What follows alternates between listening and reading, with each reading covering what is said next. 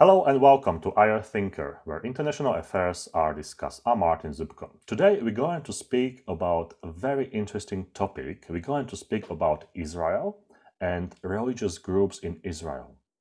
I tell you a little story. I was teaching last year my class, and some of my students, they asked me, how is it possible that in Israel, Jewish people are protesting against Jewish people? They could see some TV reports how different religious groups are fighting or are using sort of little violence against each other. And they were not able to understand what's the cause of that, what's the principle.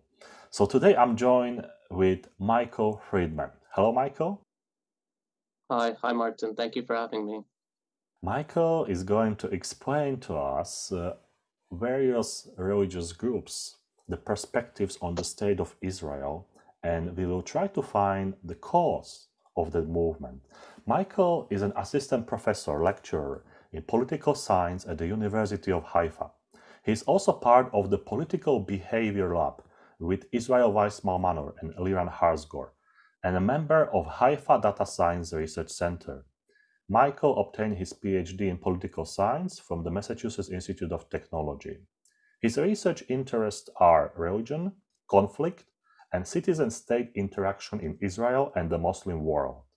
His work combines big data approaches with experiments and in-depth interviews. Michael publishes in multiple high-profile academic journals, including American Sociological Review, Political Behavior, Political Science Research Methods, and the Journal of Conflict Resolution. So, Michael, let's start with the first question, and we have to clarify at the beginning this important fact. What's the perspective of different religious groups in Israel on the state of Israel? And today we're going to deal with two of them. Firstly, Haredim, and second, Datiim. So historically, I would say that the main difference was that generally the Haredim or ultra-Orthodox were opposed to the state or opposed to Zionism. So when Zionism first originated, secular Zionism, the ultra-Orthodox, the Haredim were very opposed. They saw the state as something nationalist, something secular, but definitely something not religious. And attitudes range from outright opposition, which you still see today among certain groups, such as Neturei Karta, some other group, Satmar, versus some sort of neutral, at best, accommodation, or at least not active opposition.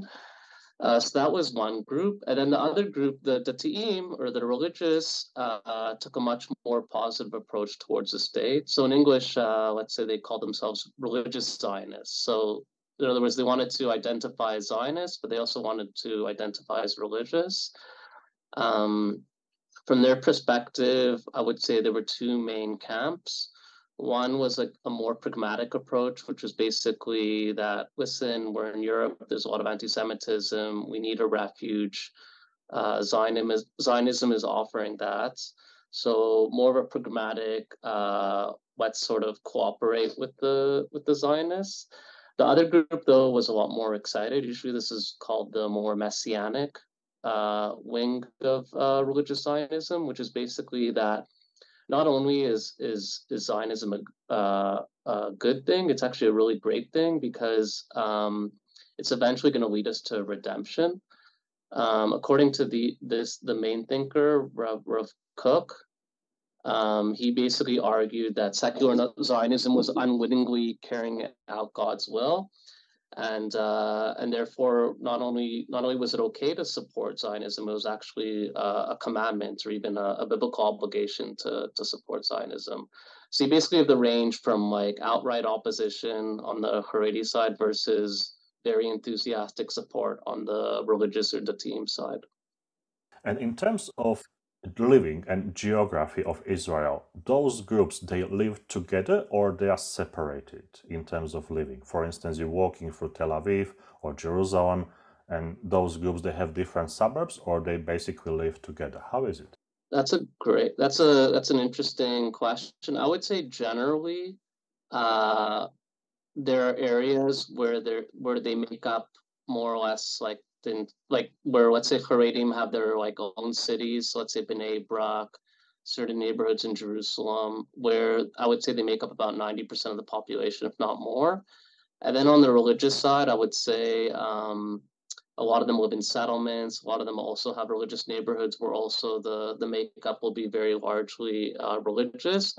There are a few places where there's maybe a bit of a mix of Haredim and Datiim, but for the most part, they keep separate. And probably one of the main reasons for that is that their school streams are separate. So in Israel, you have to select into a stream.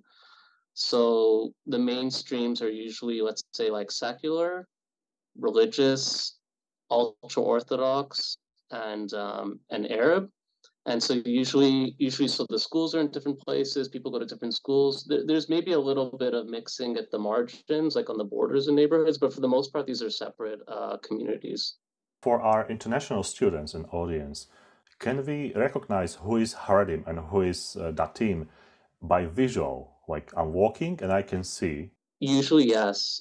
People are very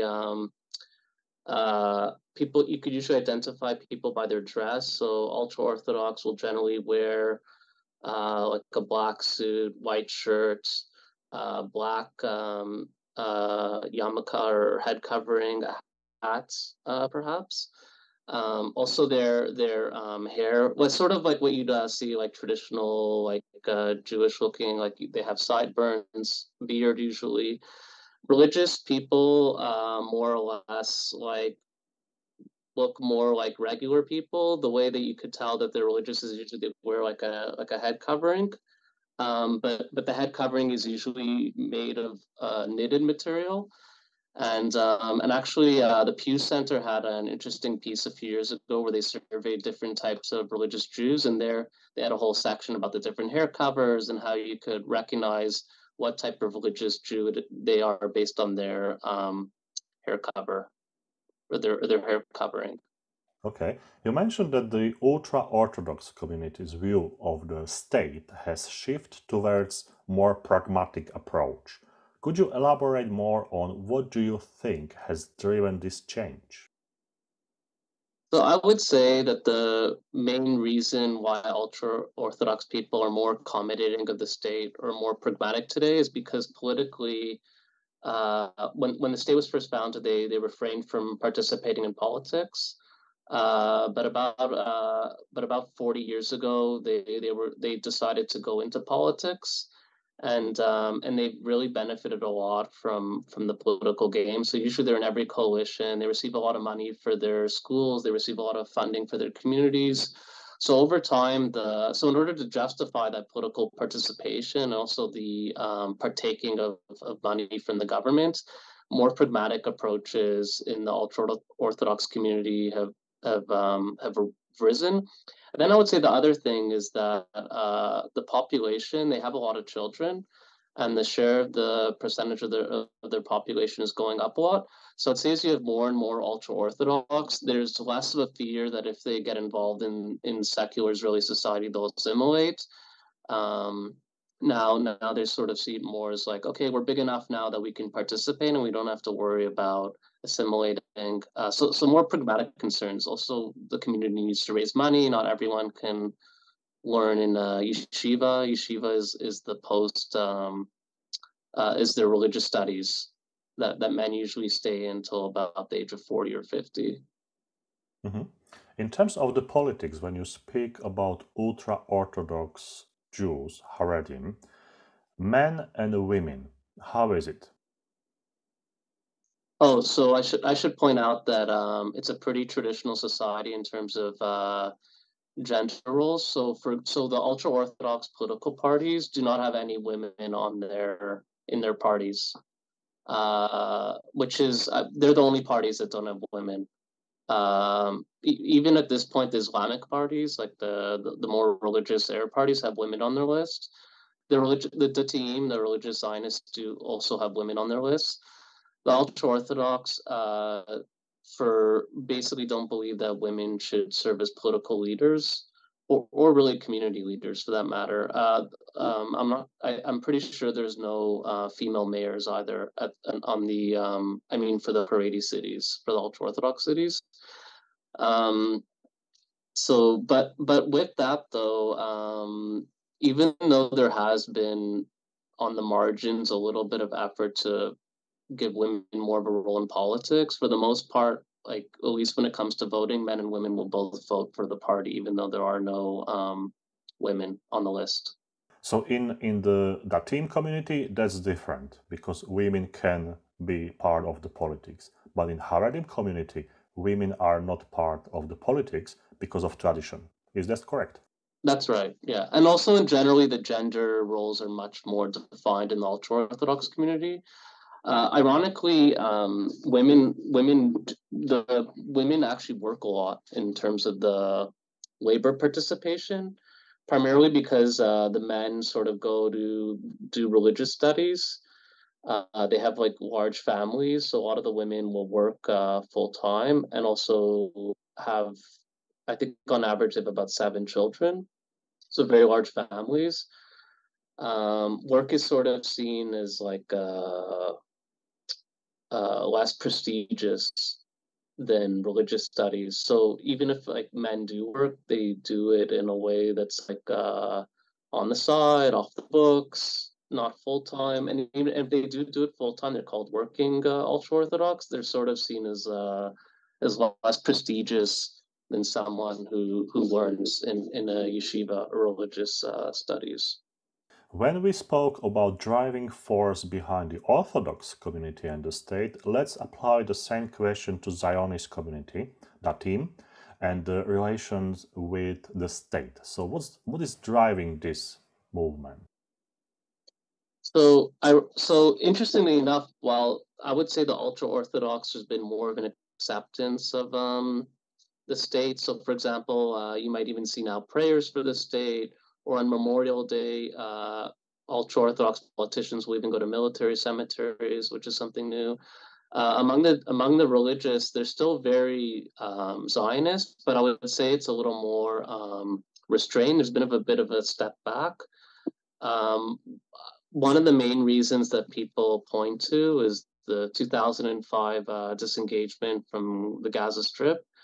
So, do you want me to elaborate on that, or? Absolutely. Why not? So if we remember our history, in 2005, Ariel Sharon withdrew from the Gaza Strip and also several settlements in the northern West Bank.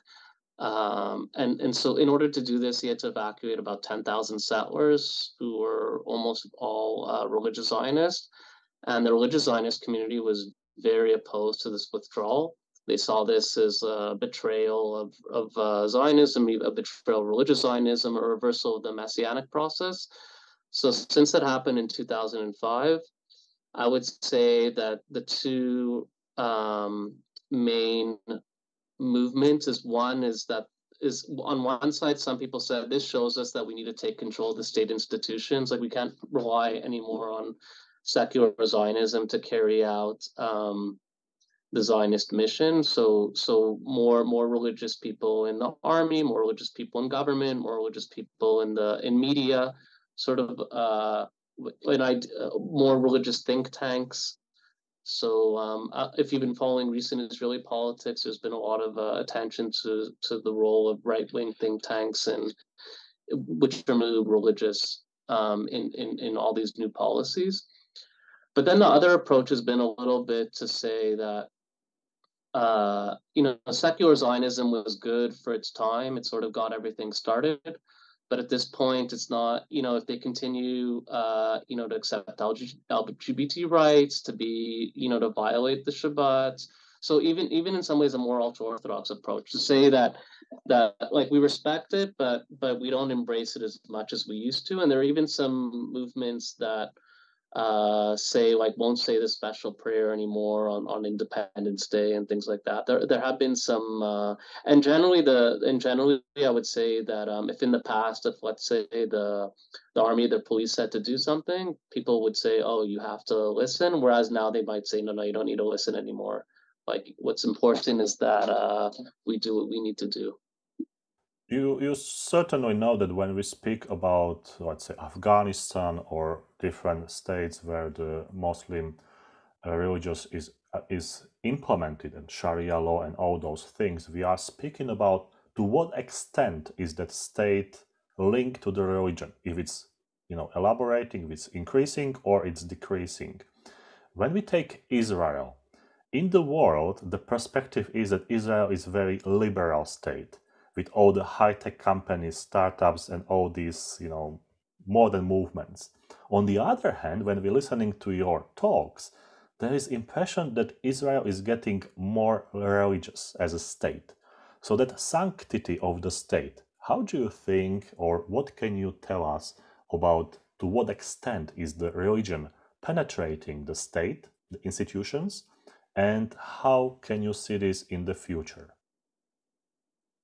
So in Israel, you have this thing called the religious status quo, which is basically the agreement that was reached in the early days of the state on the role of religion regarding the state. So, for example, let's say no public transportation on the Sabbath.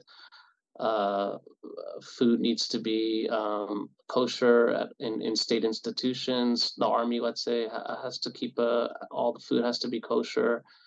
Um, and there's been a lot of tension over the years. So it's basically both sides agreed to the compromise, even though both sides didn't really like it. Let's say the religious wanted more religion in the state, the secular wanted less religion.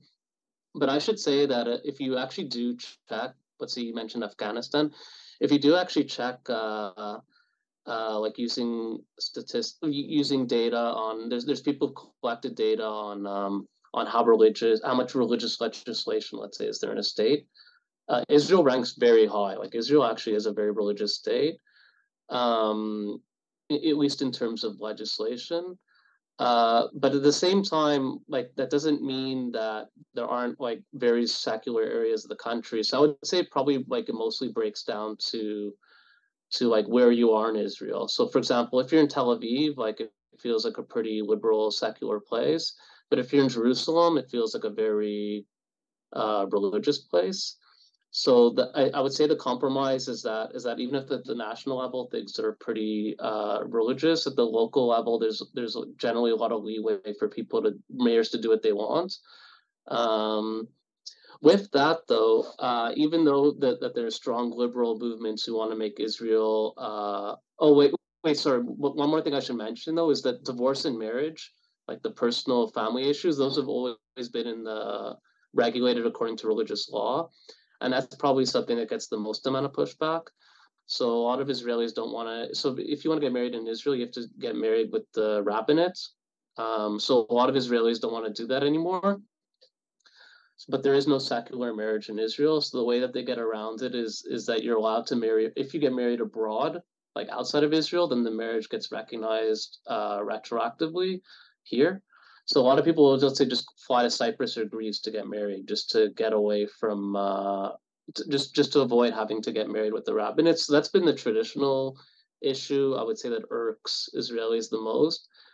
So even though over the years there's been a lot of talk of making Israel less religious, let's say having some sort of secular marriage, more public transportation on the Sabbath, I would say now that with the religious parties in charge, um, there's the direction is going the other way. In other words, like there is small attempts to make Israel more religious.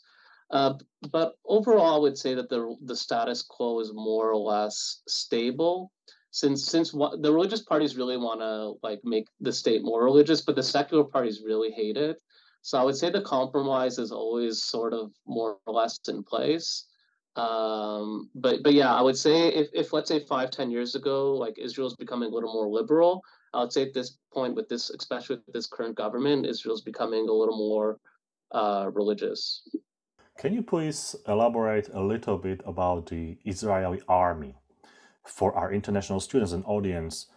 What's the relations between Haredim and Datiim when it comes to Israeli army? Can both members of the community serve as Israeli soldiers? And we also know that the Israeli army, there is a mandatory service for people. So what's the impact of the religion on this? So I would say that's actually probably the main dividing line between the Datiim and the Haredim, because the Datiim do serve in the army, and even serve in like very good combat units, become officers, this and that. See, army service is a very important part of their even religious experience. Whereas the ultra-Orthodox have always been opposed to being drafted, and they actually can receive an exemption. So actually, what there are governments that have fallen because people wanted to, let's say, draft ultra-Orthodox. The ultra-Orthodox party said, if you try to pass legislation on that, we're gonna leave the coalition. Right now, actually, there's no formal bill. Just like informally, ultra-Orthodox aren't serving because the previous bill, it's called the Tal law, expired, and it's never been renewed because it's very politically contentious. Um, some efforts have been made to draft the ultra-Orthodox, but like they haven't really succeeded. They've gotten maybe like 2-3% of the population, of the eligible population. And this is a big point of friction in Israeli society, because people feel that, like you said, it's a mandatory draft for men and women. Most people do serve. Maybe on the margin, some people get out of it, but most people do serve, and there's a lot of bitterness towards the ultra-Orthodox for avoiding army service. In terms of being Datim, and I see the ultra-Orthodox, they don't serve. Is there any way that I can avoid service in Israeli army? Or because it's mandatory, I must go no matter what? No, so there are built-in exemptions. So, for example, if you say that you're studying in yeshiva, in like a religious seminary, then they'll exempt you. Usually, people do is that they get exemptions.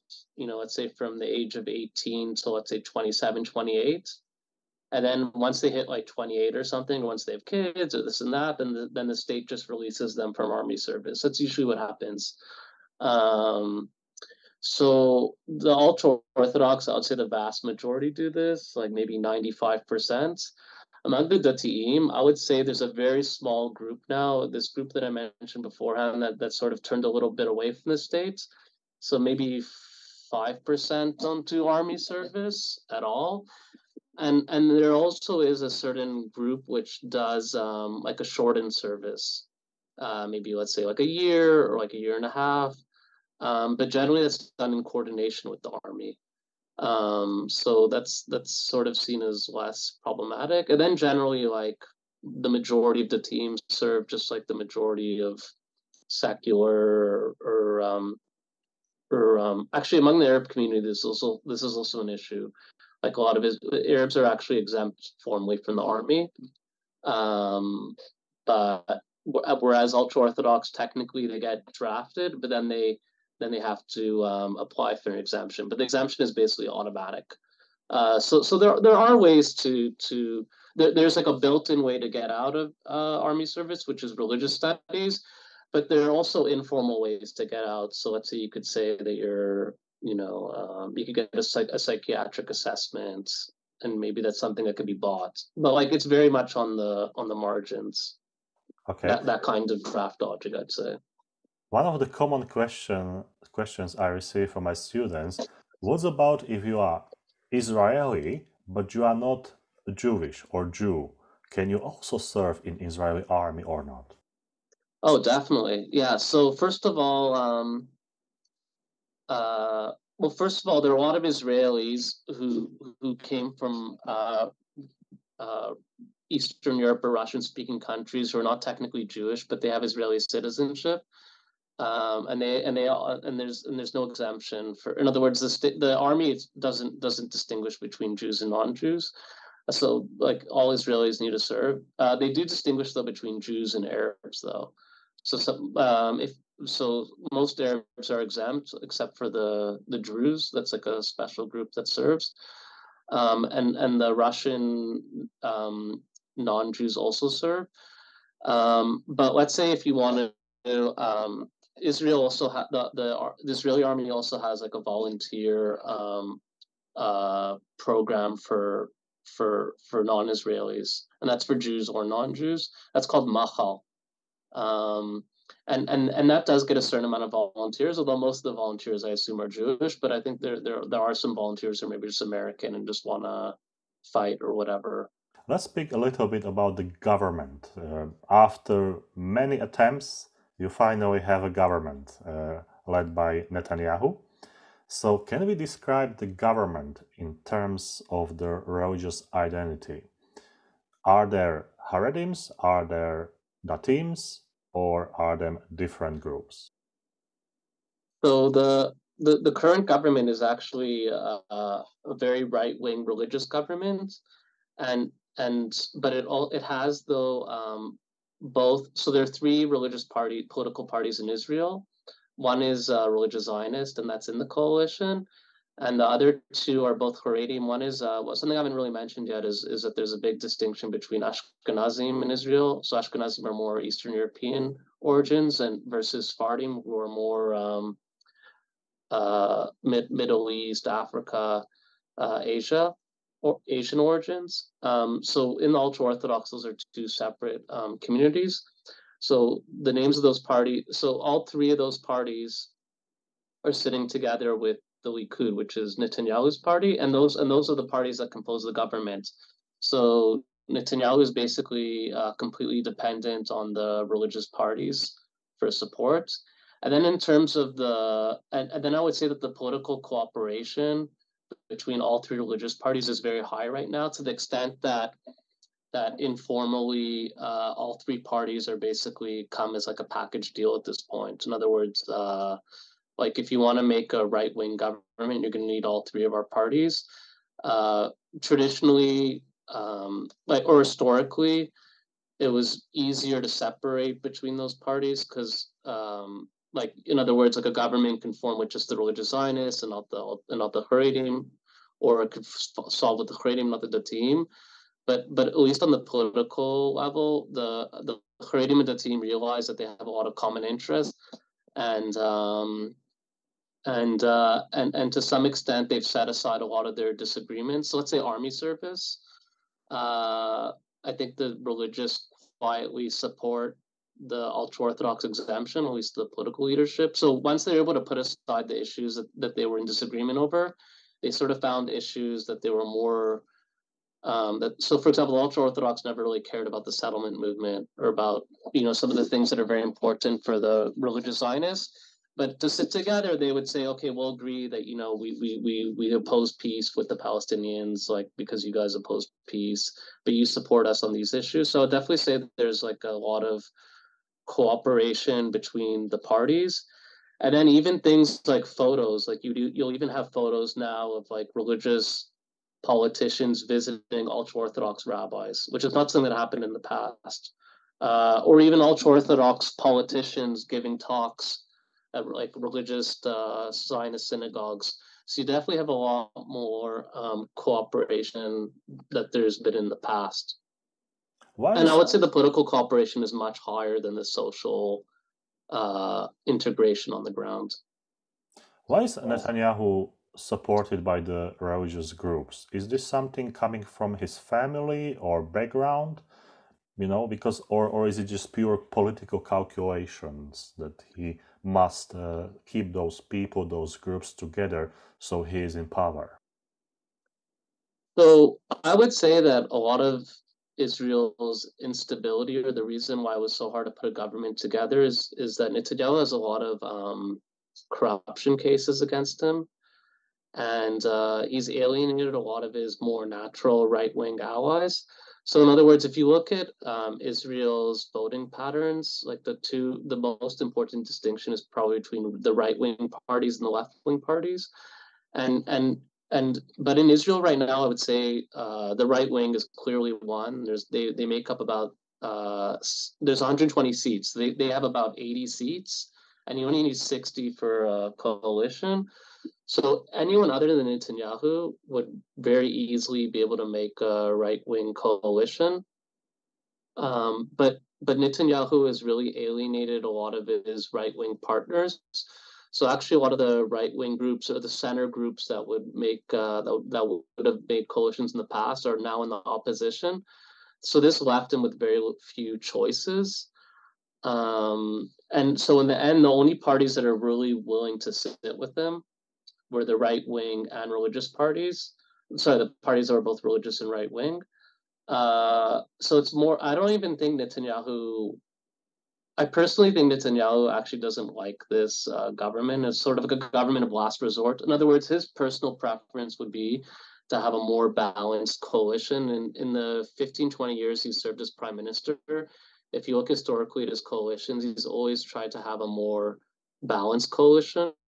Partly because if you have a balanced coalition, he has like a lot more leverage. In other words, not because like let's say if the left wants something, he can say, "Oh, I can't do that because what will my right wing partner say?" And if the right wing partner wants something, he's able to sort of say, "Well, what will my left wing partner say?" But with the current coalition, he really has very, very little leverage. So almost anyone in the coalition can basically say, "This is what I want," and like he's very vulnerable because he doesn't really have any alternatives. So I would say that Netanyahu has created a very dangerous reality where he's made a very right wing, very religious government, and with no real built-in restraints. So actually, Netanyahu, some people, I personally think is probably one of the more moderate members of his government. But what he has allowed is he's allowed extremists to essentially dictate government policy, and at least according to the polls, I mean, if Israel would hold another election, it seems like the voters will really punish him. Even his own voters, like the Likud party voters, are not happy with this government. So, for example, the average Likud voter doesn't want more religious, let's say legislation. Um, so, so I would say that going back to your question, it's more of a political calculus and not one, but one that he's sort of being forced into. If he had options, I don't think he would ever have chosen to formed this government. Just a theoretical question. Do you think that Israel needs a new political party? And if so, which one? So almost every election, there's realignments, and so I would say that the center generally is very in flux. Like you have like the left wing parties are pretty stable, the right wing parties are pretty stable, then the center is always sort of mixing it up. So I don't think I don't know if different parties will solve the problem. I think Israel should consider a system of government, although there's a lot of debate how this would happen, that would essentially disempower the extremists. Because the way that it works now in Israel's coalition government, if let's say you have like 5 parties that make up the coalition, and one party, let's say, has 4 or 5 seats, but if they leave, then the coalition falls apart. That party has like a disproportionate amount of power, and that's so generally there's in the political science crowd or in the consensus is that in Israel extreme views have too much power, and the moderates are sort of pushed out. So I don't know. I don't really know how to. But the problem is, there's a lot of arguing how exactly you'd be able to achieve that. And then, of course, you like the small parties that you would need in order to support that will oppose anything. So what you would really need is the large parties to get together and agree some sort of realignment, like you mentioned. But this realignment won't happen with Netanyahu in power. It's possible that maybe in the future whoever replaces Netanyahu would be more open to these kinds of ideas. In terms of the foreign policy, how are those tensions between Haredim and Datiim viewed abroad? For instance, in the United States, in the European Union, as a political scientist and scholar, do you discuss that topic with your colleagues and what they think about this? I would say that the Haredim mostly defer to the Dati on this issue. So, like, I would say the political compromise is that in terms of foreign policy, we'll defer to your preferences because the team have strong preferences in terms of, let's say, peace with the Palestinians, settlements. They're very strongly opposed, whereas the Haredim are a little more neutral. And in exchange, the team will more defer on religious issues to the ultra-Orthodox. So if in the past a lot of the team opposed, let's say, religious legislation or religious coercion, now I would say they're less opposed to it. So I would say that that in terms of foreign policy, the Haredim will defer to the team, but in terms of, let's say, domestic policy or religious issues, the team will defer more to the Haredim, and that's been like a pretty stable arrangement for them. If Israel has those religious groups and communities inside of Israel, what about ambassadors abroad? Can Haredim and Datiim be ambassador, or it must be only one or religious group, or how does it work? Because some students said, look, if you have Haredim negotiating with, let's say, some countries which are like Japan or South Korea, and if you have Datiim negotiating with the same countries, it might be a different perspective. I would say that Haredim, for the most part, will not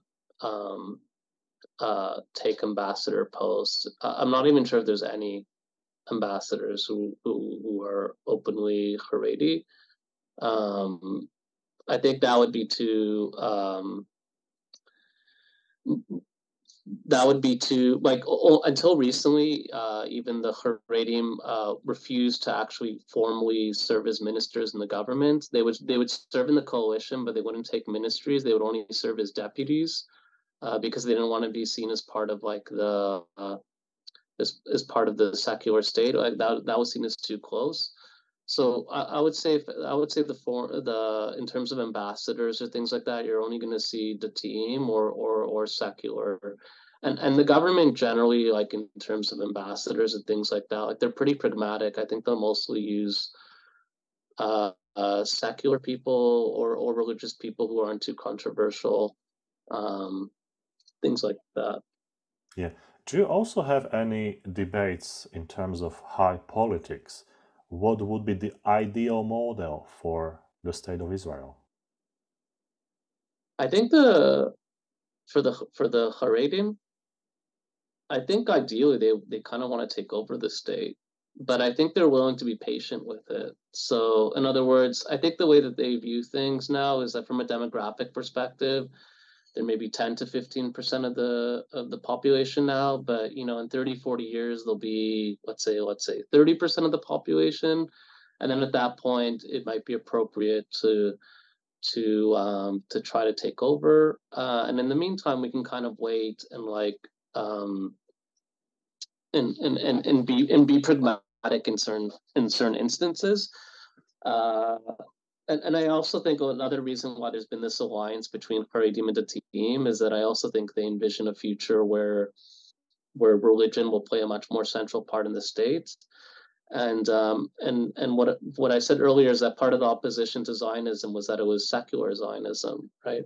But if the Haredim were able to make the state much more religious, then there'd be less opposition to it. Like why not? Why would we oppose a state where we more or less control things? So I would say that they distinguish between their short-term interests and their long-term vision. And the long-term vision, I think, is eventually the state will be run by them, or at least like mostly run by them. There are different views on to what extent is Israel a democratic state. What's your stand? Wow. Well, maybe to simplify things, I would say that it's important to distinguish between Israel within the Green Line and Israel over the Green Line. The way that, let's say, Freedom House, I served as a consultant for Freedom House, or how other agencies rank them, because it's a little complicated, the whole issue of occupation, democracy. But if you look within Israel, the consensus among most, let's say, Freedom House or other agencies, is that Israel's a democracy, but not amazing. So let's say like Israel scores in the 70s out of, let's say, for a scale of 0 to 100, which more or less places it in Eastern European democracy levels. So like better than Hungary, but let's say like worse than Poland. Certainly not Western European. But I would say the main reason why Israel scores poorly is they do very well in terms of so usually democracy scores you can think of as like what are the institutions and procedures, like in other words, is there a democratic vote, and there Israel usually scores pretty well. But then, of course, most democracy scores also take into consideration things like rights, media, courts, things like that. And there, Israel scores less well, mostly because of the fact that Israel's hasn't done a great job in terms of integrating the Arab minority. A lot of Palestinians feel, a lot of the Palestinians who live in Israel feel are face a certain amount of discrimination. And then there are other things, let's say like LGBT rights or media freedom, where Israel is just okay at. So I would say overall, like relying on Freedom House, Israel is definitely a democracy, albeit imperfect. However, I'm not sure how much you've been following current events, but the last few months, Israel has seen an attempt to reform the judiciary, which has attracted large protests. Like almost every week now, there's like about a few 100,000 people who protest in the streets. And if that reform were to pass, basically that reform, the proposed reform is to basically very much curtail judicial review, take away a lot of the power from the courts and give it over to the government.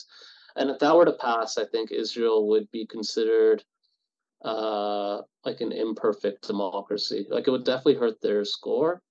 And I'm personally worried also that if that legislation were to pass, it's possible or likely that other legislation that would also be seen as anti-democratic might also be considered. So I would say right now Israel's at a threshold, or sorry, not threshold, but a crossroads. If this government continues and is able to pass some of the reforms that they want to pass, Israel's democracy score will definitely drop, and it could head into some sort of like Hungary situation, or like or maybe even Turkey at the extreme, where like you go democratic backsliding. But it's also possible that this government will, for now, they've sort of stepped away from the legislation or tried weakening it, but it's still very flux. And it's also possible the government could fall. If any of those things were to happen, then it's possible Israel would maintain its democratic status.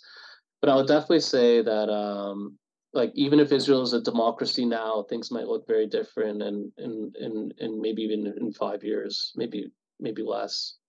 What's a little bit unclear internationally is why is this happening? Because in the West and in the East, basically, we have Jewish scholars who are excellent in legal science, in legal professions.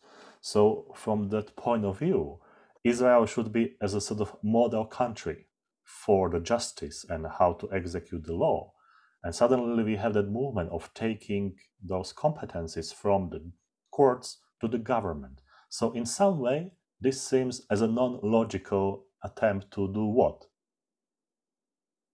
Well, I think it partly starts with the I would say the motivation is twofold. One is that from Netanyahu's perspective, uh, by taking power away from the courts, he's basically able to um, he's able to preserve his status as prime minister, be less worried about the corruption, and it's an implicit threat, I think, also upon the courts that if you're gonna try to get bring me down for corruption, I'll curtail that power.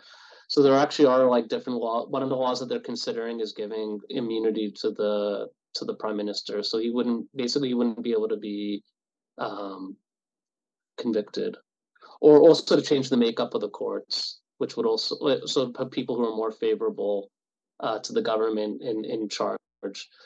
So that's from his perspective, which I would say was a very narrow political calculation.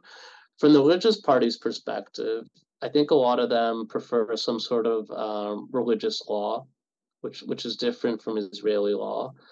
And partly because I would say the main tension is and the main tension is let's say things like equality clauses. So let's say this is also true in the States. In the U.S., let's say legislation for LGBT couples is seen as like anti-religious. Like so if the courts say that we need to do something, like why should we have to do that? Like we should be able to decide on our own using religious law. So it's true that getting to your question, I would say it depends on people's interests. Like, so the reason why there's been a large protest in Israel is because I think the majority of the population, or at least the left, the people who voted for the left-wing parties and the center parties, strongly believe that Israel needs to be a democracy. But there are people in, especially on the right side, especially on the religious side, who don't really see that much importance in democracy. And part of it is also, of course, relates to the occupation, which is that some of the settlers basically think we should annex the West Bank or do something with the Palestinians, and that would be much easier to do if the courts aren't there to stop it. Part of it is also they say that part of this is also some anger in Dati communities against the court for not stopping the 2005 disengagement. This is something that I've heard. So in other words, like if the courts really cared about people's rights, why didn't they stop the 2005 disengagement, which involved which involved evicting people from their homes and things like that? So at the end of the day, I would say that there's a perception that the secular court, or that the court is sort of the last refuge for the left wing elite in Israel. They call it here tyranny of the minority, right? So you could also tyranny of the majority, but tyranny of the minority. And there's a perception that the court's overstepped its bounds, and it's time to return power to the people or to the legislature. But of course, if the legislature is mostly composed of religious parties, then you're going to see legislation which isn't necessarily democratic from like a Western perspective. So for example, religious parties want to see something like no public transportation on the Sabbath, even if in like in a Western country, like the right to let's say movement or would be considered more important than, let's say, the right to keep the Sabbath or something like that. Mm-hmm. So do you think that this judicial issue is going to divide Haredim and Datiim even more, or do you think that they might find some compromise to coexist together? So actually, on this issue, I would say that the Datiim and the Haredim agree that there should be judicial reform. So if you go to the protests, let's say, the Datiim loudly support the judicial reform, and the Haredim quietly support it. And so this is actually an issue that's sort of that they're both able to agree upon, because let's say both of them agree that we should be able to decide, and not the secular courts. The secular courts is seen as an enemy of the settlement movement and as an enemy of let's say religious legislation. So it's sort of like a common enemy for both groups. What is the main issue at the moment, which is putting together Haredim and Datiim? Is this the judicial reform?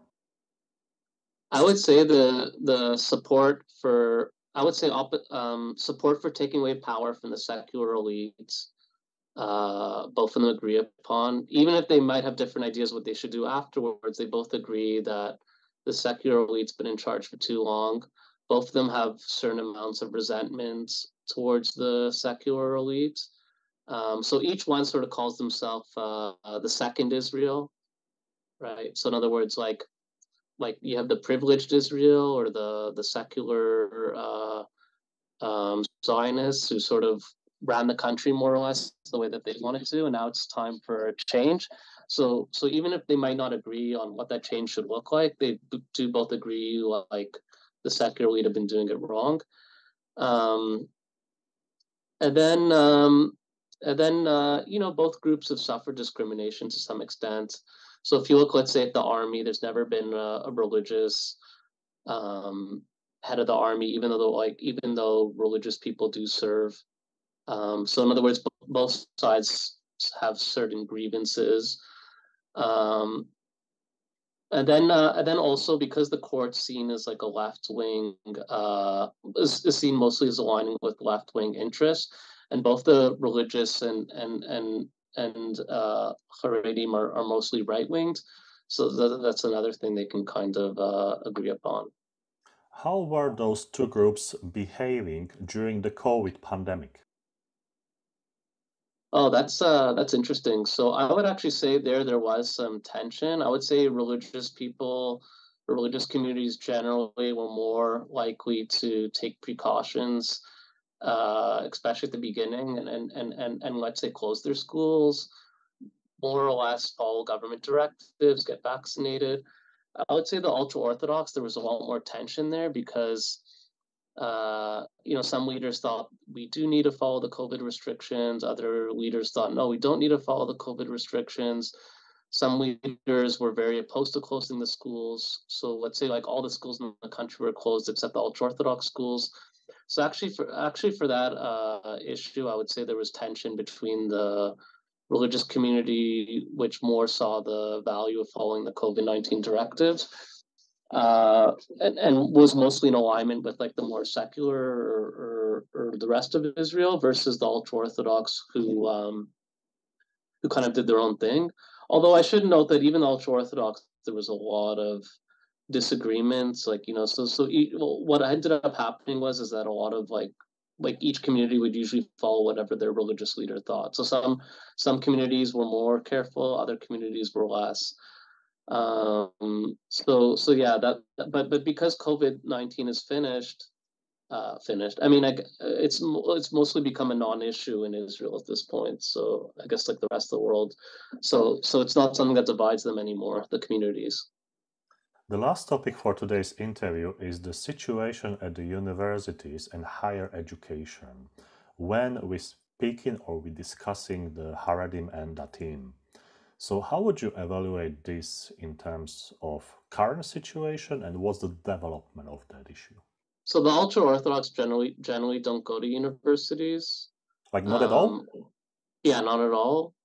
At the margins, they might go to some colleges, but you might have special colleges that are set up for ultra-Orthodox, so that will be all male colleges or all female colleges. Actually, females are more likely to get higher education, but higher education not necessarily university studies, but more just post high school.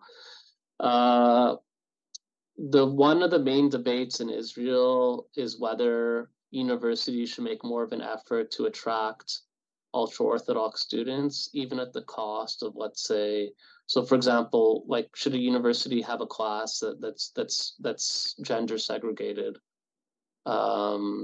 So because there's a belief that if the universities really want to get ultra-Orthodox people to come, they'll have to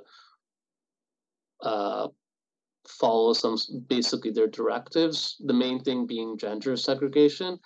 So, some academics think yes, but a lot of academics are strongly opposed. So, in other words, if ultra-Orthodox want to come to university, they're going to have to do it sort of according to the university rules and not according to the way that they would want to do it. So, for the most part, ultra-Orthodox, a very small minority go to universities. If, let's say, I walk around on Haifa campus or Hebrew University, which is in Jerusalem, if I see maybe like 2 or 3 ultra-Orthodox students, that's like a lot. In terms of the religious, Datiim mostly go to university. It's not uncommon to see them on university campuses. But maybe in some ways this is similar to the fact that the team will serve in the army and Haredi mostly won't. So university is in some ways just a continuation of that. So actually, you don't really have that many spaces where you have the team and ultra-Orthodox that need to, let's say, bargain with one another. There just aren't that many common spaces that where that happens. But yeah, but even let's say like Haifa University specifically is more of a campus that attracts secular students or Arab students. But if you go to other universities, let's say like Hebrew University, you'll see like a lot of religious students there. Can Haredim be a scholar and Datim as well? I mean, because like this is something for my students if they want to explore the perspectives from the Haredim community or from Datim, where to look? So I would say Bar Ilan University is, or also what's now called Ariel University, which is in the settlements. There you have more religious faculty.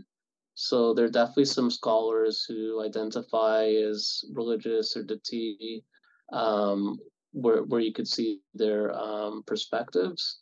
And also Bar Ilan University also has it sort of technically defines itself also as a religious university. So you know they offer like as part of your course credits, let's say you could take some classes in like religious studies. So I would say that's like the most religious university. In terms of Haredim, that would be a lot harder to find. I mean, there are some ultra Haredi intellectuals who maybe write books or articles, but there's not many. Most of their writing is intended for like within the community. There's very little writing towards outside the community. With that, there are like a handful. I'm sure there are a handful of ultra Orthodox professors, but if I had to guess, like they're probably in things like mathematics, maybe law. They're not necessarily in social science. Off the top of my head, I can tell you that I know an ultra Orthodox woman who got her PhD a few years ago in political science, and she said she was the first ultra Orthodox, I think woman, maybe not ever, maybe not ultra Orthodox person, ultra Orthodox woman to get a PhD, and it's possible that she's right. So that kind of shows you to what extent like how like rare it is for that combination to happen. The last question is about research. So you are dealing with interviews, with the discourse. How easy or how difficult is to get answers from both communities when you are researching your questions, your ideas? And that might be also quite interesting question for people who want to start researching this interesting issue. So how is it in practical life? Difficult. I would say that most of my research on religious communities relies on text analysis, where so I basically look at texts that are written. One reason why is because texts are accessible or they're easy to find. Religious communities produce lots of text. Um, in terms of actual interviews itself, it's harder to reach the ultra Orthodox community. They're a lot more suspicious of researchers, especially if you're not in their community. They assume you might have an agenda, or which is maybe true, or they're just generally just suspicious of what are you trying to get out of it. But then I would say that in terms of accessibility, the politicians are more accessible than the rabbis. So if you want to interview ultra-Orthodox politicians, that's easier to do than if you want to, or news people. That's easier to do than the rabbis. The rabbis might just see it as a waste of time. Maybe the lower level rabbis, but the higher level rabbis would be harder. And then in terms of the religious Zionist community, I would say they're more accessible. But even there, you would have to probably have some connections in order to get started. Generally, so let's say, at Haifa University, there's people doing their PhD. Generally, the people who do their PhDs on the religious communities, like come from those religious communities. Just because it's maybe I would say it would be harder. I'd be surprised if someone who's not from those communities would be able to enjoy the same kind of access. I'm not saying it's not possible, but I think it would be difficult. Michael, thank you very much for your time, for your insightful thoughts and opinions about this sensitive topic, but extremely interesting topic for especially international students and audience. I wish you good luck with your research, and we are looking for more articles coming from you. And again, good luck with everything, and thank you very much for your time that you found for our viewers. Okay, thank you, Martin. Yeah, thank you for having me. See you later.